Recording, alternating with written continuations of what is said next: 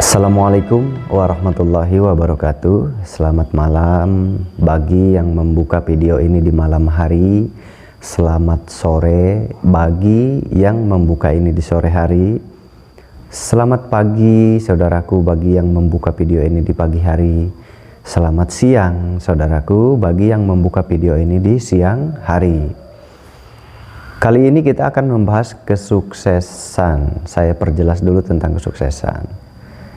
Gitu, tetapi berbeda. Kali ini sukses dalam belajar ilmu gaib, dalam mencari ilmu gaib. Sukses dalam mencari ilmu gaib, ya. Tetapi sebelum kita membahas ke arah sana, saya perjelas dulu bahwasanya kenapa saya membuka pembahasan ini. Karena apa? Karena banyak kemarin yang gagal paham dalam membaca, melihat, menonton video yang dibuat kemarin, yang judulnya untuk kekayaan. Kenapa kemarin saya buat video untuk kekayaan? Karena banyak sekali, khususnya di negeri kita ini, di Indonesia ini, 80% atau 70% manusianya mencari kesejahteraan ekonomi setiap harinya.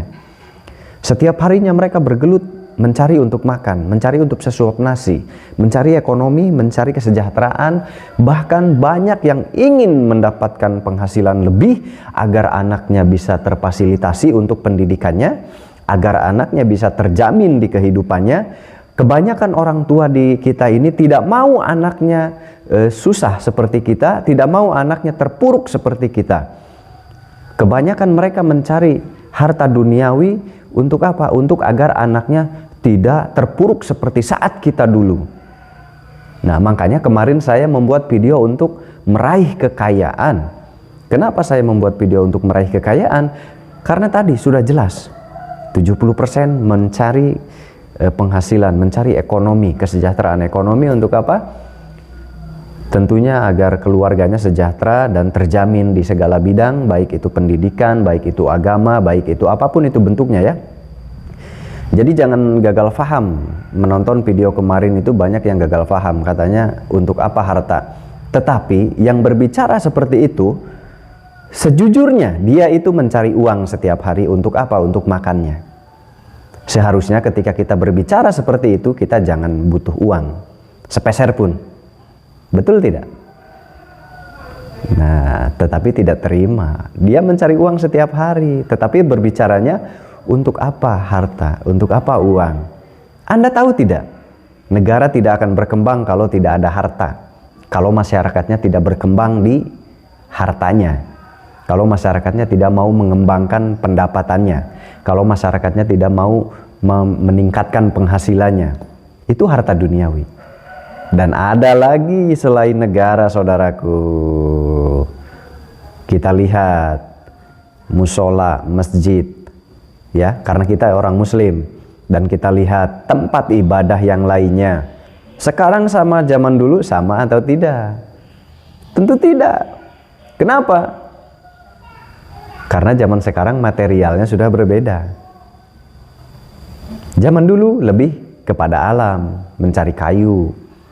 Meskipun memang tetap memakai biaya, sama seperti sekarang memakai biaya, tapi mungkin biaya lebih besar saat ini. Kenapa? Karena serba dibeli dari PT. Kalau zaman dulu di alam mungkin hanya meminta dari yang ikhlas ridho untuk membangun masjid, yang punya kebun mungkin ngambil kayunya nanti dibuatkan seperti itu, ya. Jadi intinya apa? Intinya memakai materi, saudaraku. Membangun tempat ibadah pun harus memakai duit, harus memakai uang, harus memakai duit. Makanya kemarin saya buat video itu dikhususkan untuk para pengusaha, untuk para pembisnis, untuk para pencari kesejahteraan untuk keluarganya, gitu, untuk memperjuangkan keluarganya agar sejahtera dan bisa terjamin di bidang pendidikan formal atau non formal, di pendidikan agama, ya, gitu. Karena pesantren itu harus memakai biaya untuk bekalnya, untuk makannya harus memakai duit. Betul tidak? Jadi saat kita berbicara, saat kita mencerna, itu jangan langsung membuat kesimpulan dan kesimpulannya tidak tepat sasaran. Untuk apa harta banyak? Untuk apa kekayaan? Untuk apa dibilang? Masa tidak paham? Saudara pergi, anak saudara ke sekolah, butuh apa? Apakah tega melihat anak kita di sekolah, melihat anak orang lain jajan, makan, sedangkan anak kita hanya melihat dan sambil bilang, mama mau itu, tapi kita nggak punya uang. Sedih tidak? Saya tanya. Apa tega?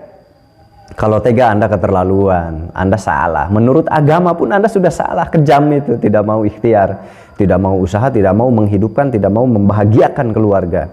Itu sudah salah. Tidak boleh seperti itu namanya orang malas. Harta itu harus dicari, kekayaan harus dicari. Kata siapa? Tidak boleh dicari. Kekayaan itu wajib dicari, harta wajib dicari. Dan akhirat wajib dicari. Jadi keduanya ini harus seimbang, saudaraku. Jangan salah paham. Cerna dengan baik. Di setiap pelajaran-pelajaran itu harus dicerna dengan baik. Harta kekayaan, kaya raya, itu harus. Kata siapa dosa? Beban. Ya, kalau memang iman saudara sangat lemah, maka harta kekayaan menjadi dosa bagi saudara. Karena iman saudara lemah. Tetapi bukan hanya orang yang kaya raya saja yang diuji oleh imannya. Orang yang miskin sekalipun diuji keimanannya. Apakah dia kuat menjalankan hidup dengan kemiskinan? Apakah dia masih bisa belajar dengan hidup yang serba kekurangan? Masih bisa beribadah tepat waktu dalam hidup yang serba kekurangan? Masih menjalankan infak, sedekah jariyah, berbuat baik, menolong orang dalam hidup kemiskinan? Apakah bisa menjalankan itu? Saya tanya. Mungkin bisa untuk beribadah, tapi untuk berinfak, sedekah jariyah mungkin agak terhalang. Kenapa? Karena untuk dirinya saja masih kekurangan.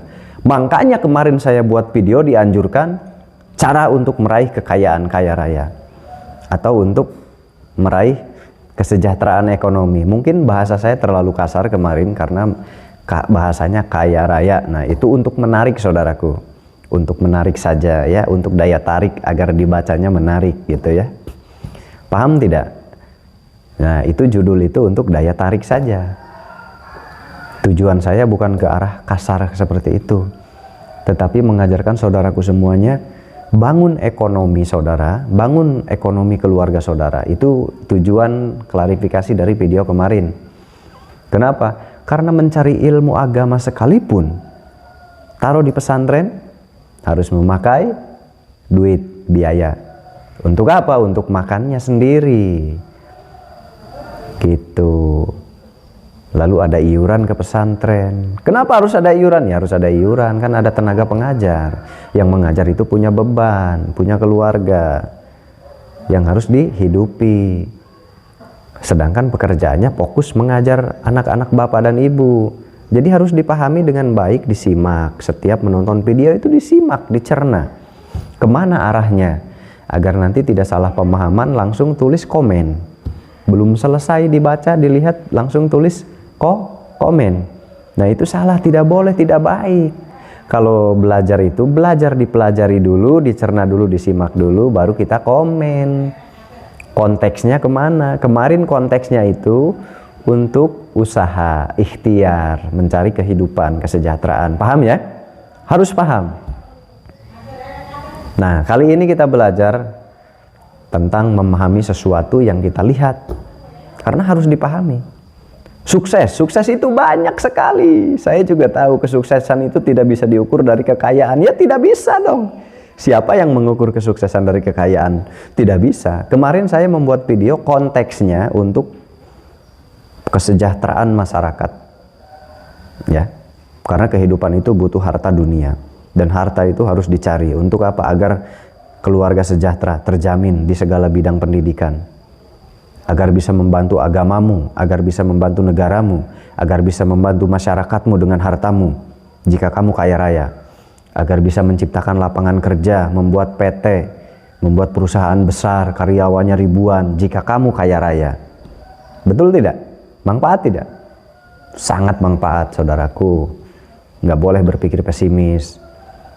Ya, kesuksesan itu memang bukan harta kekayaan. kemarin itu adalah pendidikan, pelajaran untuk orang-orang yang karakternya seperti tadi, tetapi hanya bisa mengeluh. Ya seperti kemarin videonya sudah dijelaskan. Dan untuk yang tidak suka kekayaan, bukan untuk saudara yang tidak suka kekayaan, ya. Karena saudara hidupnya zuhud. Nah, kalau hidupnya sudah zuhud, sudah tidak peduli dengan harta kekayaan, memang tidak cocok dengan video itu, saudaraku, ya. Tidak cocok. Cocoknya dengan saya mungkin. Kita hidup di bukit, di saung, seperti guru-guru saya pernah diceritakan, gitu. Makan seadanya, tetapi saudara jangan mengeluh, ya. Harus siap kalau mau hidup zuhud, jangan nanggung. Saudara hanya bisa berbicara, tapi di kehidupan nyatanya saudara masih mencari sepeser, 2 peser uang, 1000, 2000 uang untuk kehidupan. Nah itu nanggung. Kalau saudara betul ikhlas. Ada contoh guru-guru saya hidup saja di bukit, jauh dari masyarakat. Kalau mau menempuh 2 jam baru nyampe. Kalau mau pergi ke majelisnya beliau, 2 jam baru sampai. Dan tidak mencari uang, gitu. Hanya menanam untuk makan, menanam ubi, menanam padi, menanam singkong untuk kehidupan sehari-harinya. Nah ikuti seperti itu kalau mau berbicara seperti itu, ya. Kalau saya berbicara kemarin untuk apa? Untuk masyarakat umum yang masih membutuhkan kehidupan untuk keluarganya dan ingin mencapai kesejahteraan di kehidupannya. Itu video kemarin penjelasannya, saudaraku, ya. Jangan salah paham. Di setiap video itu ada arah. Video yang saya buat itu ada arah. Membahasnya apa? Berarti bukan bidang saudara kalau tidak cocok. Nanti tunggu bidang saudara yang cocok, ya. Gitu. Nah, kali ini mungkin akan cocok dengan saudara. Langsung kita bahas. Kesuksesan dalam belajar ilmu gaib nanti, ya. Saya jelas dulu, kesuksesan itu banyak, saudaraku. Ada yang hobi mancing, sukses ketika mendapatkan ikan yang diinginkan. Ada yang hobi main bola, sukses ketika banyak mencetak gol. Itu karena hobinya main bola. Ada yang hobinya pacaran, sukses ketika mendapatkan pacar banyak. Ada yang hobinya baca sholawat, sukses ketika sholawatnya disukai banyak orang, suaranya disukai banyak orang. Ada yang sukses di membaca Al-Quran, Qori'ah, sukses ketika banyak orang yang menikmati alunan-alunannya. Kesuksesan itu banyak, saudaraku, banyak, bukan diukur dari uang. Tidak diukur dari kekayaan. Kesuksesan itu diukur dari manusianya. Manusianya suka apa, manusianya hobi apa, manusianya menginginkan apa. Ketika dia mampu meraihnya di bidangnya, itulah kesuksesan baginya. Paham tidak? Paham, ya? Harus paham. Gitu. Banyak sekali kesuksesan ketika membuat lukisan. Orang yang hobi melukis, lukisannya diterima banyak orang, sangat digemari. Nah itu udah sukses namanya. Penyanyi, banyak yang menonton, banyak yang suka lagunya, itu kesuksesan baginya. Kesuksesan itu banyak, bukan hanya satu. Tolak ukur kesuksesan itu bukan hanya uang, bukan kekayaan, bukan itu. Nggak boleh salah paham, nggak boleh salah tangkap. Jadi hati-hati mencerna, karena kalau mencerna sudah salah, nanti kehidupan kedepannya saudaraku salah. Kalau dalam mencerna info saudara sudah salah, maka hidup saudara pun salah karena menjalankan info yang salah. Kalau sudah menerima info yang salah, menjalankannya pun salah, nanti kedepannya makin salah. Makanya dalam mencerna sesuatu, menangkap pelajaran itu harus hati-hati. Jangan asal tek langsung membuat kesimpulan, nanti setiap harinya langsung terngiang, terdengar. Itu tidak cocok dengan kita. Padahal kita yang tidak mencerna dengan baik, nah itu termasuknya tidak baik. Orang seperti itu tidak baik. Kalau dipertahankan seperti itu tidak baik. Itu namanya egois, namanya mudah tersinggung. Kemarin sudah dibahas. Orang-orang yang mudah tersinggung, orang-orang yang egoisnya tinggi, itulah contohnya. Egois itu seperti itu, dan mudah tersinggung itu seperti itu.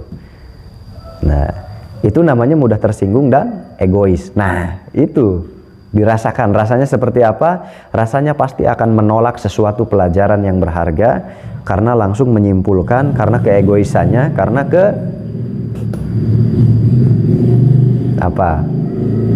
seperti itu, ya. Nah, jadi dia akan menolak pelajaran apapun gitu. Termasuk yang kemarin, video kemarin, yaitu untuk meraih harta kekayaan. Gimana mau sukses kemarin untuk harta kekayaan kalau sikapnya seperti itu? Nah, dalam belajar pun sama. Gimana saudara mau sukses kalau saudara sikapnya egois, sombong, dan keras kepala dan mudah tersinggung? Gimana mau mencapai pelajaran dengan baik? Guru menerangkan saja saudara sudah salah paham, maka pemahaman saudara akan salah terus. Meskipun memang saya juga tahu pemahaman itu berbeda-beda dan banyak, tetapi minimal mendekati, ya. Minimal mendekati, jangan terlalu jauh dan menjauhi. Gitu, minimal sampai selesai dalam belajar. Seperti itu, kita bahas kesuksesan dalam belajar ilmu gaib. Awas, hati-hati, ini konteksnya belajar ilmu gaib. Hati-hati jangan salah paham saudaraku. Cerna dengan baik, belajar dipakai ininya apa? Pemikirannya dipakai, hatinya dipakai untuk mencerna sesuatu agar tidak salah pemahaman dan tidak salah paham, agar nanti kedepannya saudara punya pelajaran yang berharga dan terbuka sesuatu hal yang ada di pemikiran saudara gitu. Oh, ada hal ini gitu. Kalau tidak sepaham pun tidak apa-apa, itu hak saudara gitu ya. Gitu, itu hak saudara, tidak apa-apa. Yang penting kita berusaha dulu memahami dan belajar dengan rendah hati, tidak emosional, tidak tersinggung. Minimal tidak tersinggung dulu, dan minimal egoisnya dibuang dulu gitu. Karena perdebatan itu timbulnya dari keegoisan dan dari ketersinggungan. Karena saya orang bodoh, saya orang awam, sangat bodoh sekali, sangat awam sekali kalau untuk saya. Jadi mohon maaf kalau pembicaraan saya jauh dari kebenaran ya, karena saya pun tidak merasa benar gitu. Saya hanya berbagi kepada orang-orang, berbagi pengalaman kepada orang-orang yang memang dalam konteks. Kalau di luar konteks maka akan terjadi salah paham. Konteksnya adalah sukses dalam belajar ilmu gaib ya. Kemarin sukses untuk mencari harta kekayaan. Haruslah pakai baju kan pakai duit. Gimana sih saudaraku? Apalagi saudara ngeredit motor. Untuk apa ngeredit motor? Gitu. Katanya nggak butuh harta kekayaan, tapi ngeredit motor. Berarti butuh ya? Butuh. Gitu. Saya nggak ngeredit, iya beli motor yang bodong. Sama saja beli motor bodong kan. Untuk apa beli motor bodong? Kenapa nggak jalan kaki saja saudaraku? Beli sepeda, untuk apa beli sepeda? Sepeda itu bagian dari harta dunia. Untuk apa saudaraku beli sepeda? Jalan kaki saja, tidak usah pakai uang. Seperti itu. Ngena ya? Ngena sekali. Untuk apa pakai baju saudaraku? Baju itu bagian dari duniawi, biar terlihat bagus. Nggak usah pakai baju lah saudaraku kemana-mana, nggak usah beli baju. Karena baju itu memakai harta dunia, memakai uang, memakai duit. Ya, nah makanya dalam berpikir itu hati-hati saudara. Kalau dibalikan kan kita, iya juga ya. Nggak usah pakai baju, nggak usah pakai celana, nggak usah beli celana, nggak usah beli baju. Karena itu memakai duit, duit itu harta dunia, duniawi, nggak baik. Nggak usah pakai apa-apa, duniawi. Pakai baju itu duniawi, pakai duit. Pakai celana juga duniawi, karena pakai duit belinya. Kalau nggak pakai duit nyuri nanti, dipukulin orang nanti. Betul nggak? Berarti harus nggak mencari kekayaan, mencari duniawi, mencari harta? Harus. Kasihan anak saudara tidak pakai celana, tidak pakai baju. Kasihan suami saudara nggak pakai celana, nggak pakai baju. Kasihan istri saudara nggak pakai celana, nggak pakai baju, karena nggak mencari duit. Kasihan nggak? Kasihan. Saudara ingin sodakoh, nggak usah sodakoh, karena kata saudara nggak usah pakai duit. Sodakoh itu harus pakai uang kalau ingin membantu materi. Bisa juga sodakoh pakai tenaga, masih banyak lagi sodakoh. Bukan hanya pakai uang, salah paham lagi nanti. Sodakoh bisa pakai tenaga, bisa pakai pikiran, banyak sekali. Tetapi berhubung saudara anti uang, anti kekayaan, anti harta, berarti saudara nggak bisa sodakoh dengan duit. Saudara sodakoh dengan tenaga. Ini tenaga enggak, duit enggak, awas hati-hati, jadinya nggak bantu. Wah, ini banyak alasan. Kemarin sudah dibahas, orangnya banyak alasan. Nggak boleh, orang banyak alasan itu nggak boleh. Ini pendidikan untuk saudaraku semua yang suka menonton Kang Muh Channel, karena sangat berharga sekali dalam berpikir itu. Ternyata harus apa? Harus teliti, saudaraku ya. Ya udah, kita langsung bahas, karena panjang lebar kalau membahas orang-orang seperti itu. Karena memang harus banyak pengertian yang diberikan. Saran saya banyak belajar, banyak memahami, jangan egois, jangan sombong, jangan tinggi hati, rendahkan hati saudaraku. Buang rasa ketersinggungannya. Itu. Kesuksesan dalam belajar ilmu gaib itu cukup sulit, ya. Kenapa cukup sulit? Cukup sulit karena memang harus banyak yang ditempuh, ya. Dalam mempelajari ilmu gaib itu banyak yang harus ditempuh. Seperti apa suksesnya? Sebetulnya dalam belajar ilmu gaib kesuksesannya itu banyak, tidak bisa diukur. Gitu. Ada yang mengukurnya dari banyaknya pasien yang datang atau orang yang minta tolong. Banyak orang yang minta tolong ke sini datang, itu sudah menjadi tolak ukur kesuksesan bagi orang yang memang merasa cukup. Cukup seperti ini, gitu ya. Ada juga yang merasa ketika saya belajar ilmu gaib, saya bisa melihat fenomena-fenomena gaib, itu sudah sangat bahagia dan berhasil.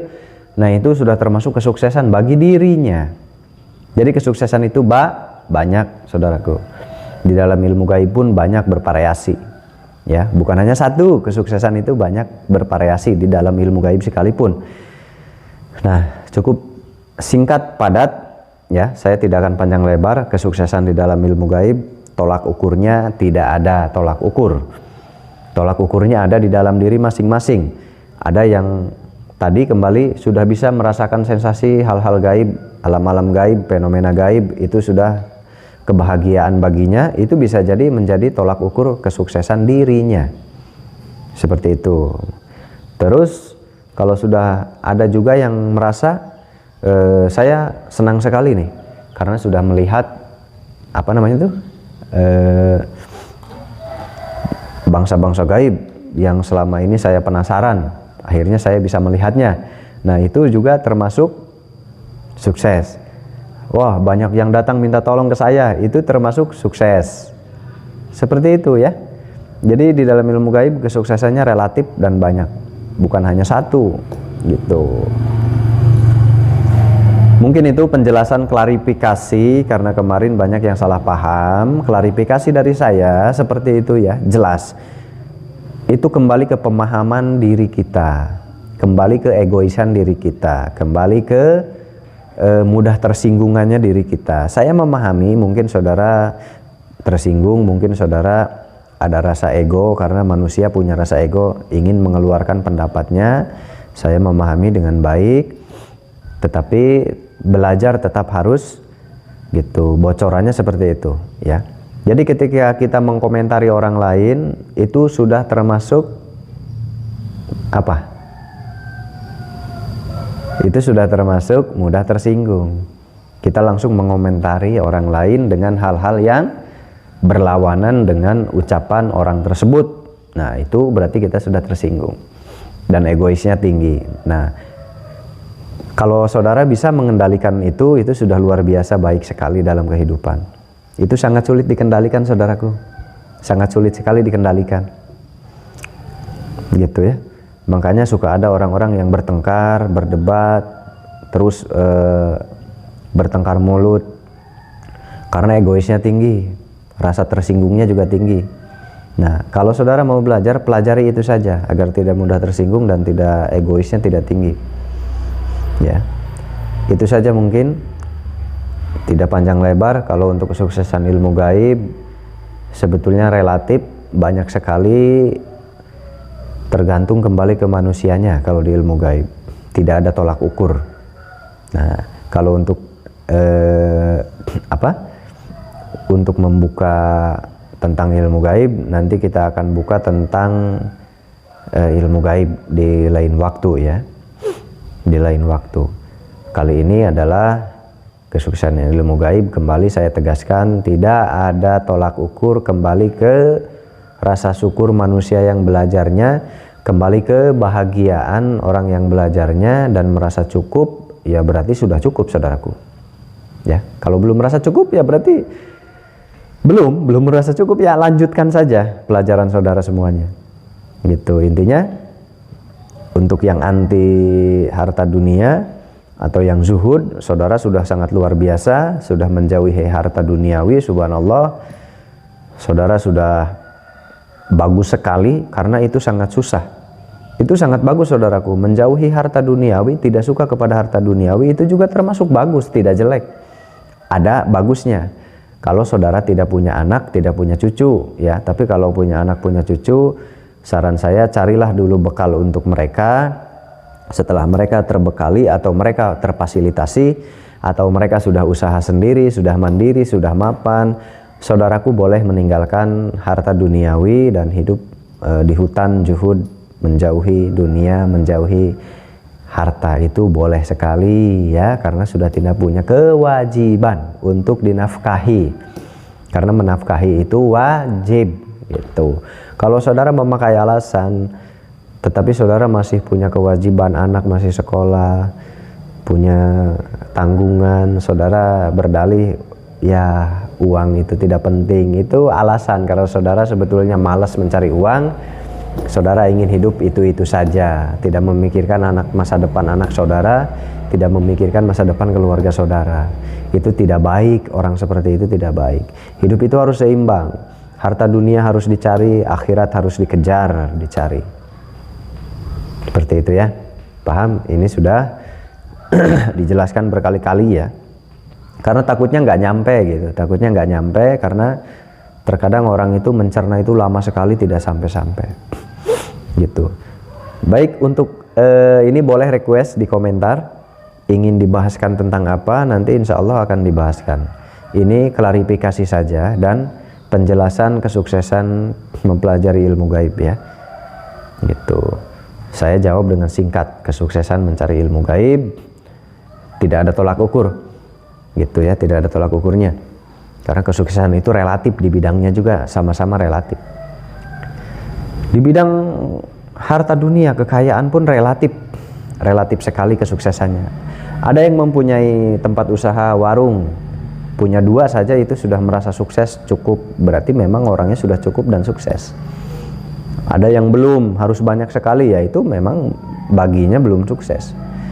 Jadi kembali tolak ukur ke orangnya. Kalau kesuksesan itu semua orang juga tahu, kesuksesan itu tidak bisa diukur oleh apapun. Kesuksesan itu diukurnya oleh manusia yang menjalaninya. Menikmati, bahagia, senang dengan bidangnya, itu sudah sukses di bidangnya.